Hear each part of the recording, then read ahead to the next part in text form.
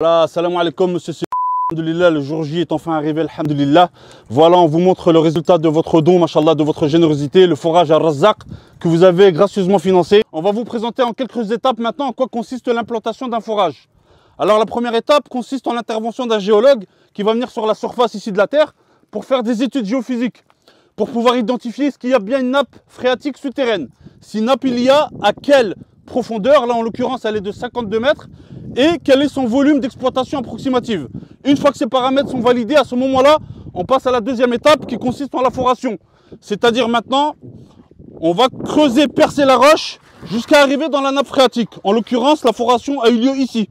Donc la nappe phréatique, elle se trouve à 52 mètres de profondeur à cet endroit précis.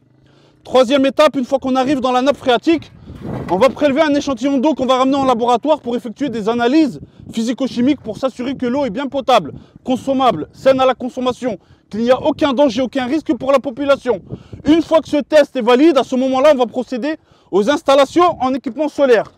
La pose de 6 panneaux solaires qui vont permettre de capter l'énergie solaire et à travers le générateur solaire, alhamdulillah, transformer cette énergie en électricité qui va permettre à la pompe solaire qui est en immersion totale au contact de la nappe de pomper l'eau et de la redistribuer directement au château d'eau, dont son rôle sera ensuite de redistribuer vers les différents robinetteries qui se trouvent aux abords du village. Barakallahu fikoum, la famille avait permis d'apporter l'eau potable à ce village qui n'ont jamais eu accès à l'eau potable et par la cause de votre générosité, Barakallahu fikoum, qu'Allah vous accorde les plus hauts degrés du paradis, qu'Allah vous fasse miséricorde à vous et votre famille, qu'Allah accepte votre don et votre générosité. Et on remercie bien sûr Allah Ta'ala avant tout et les donateurs parce qu'aujourd'hui c'est important de le rappeler.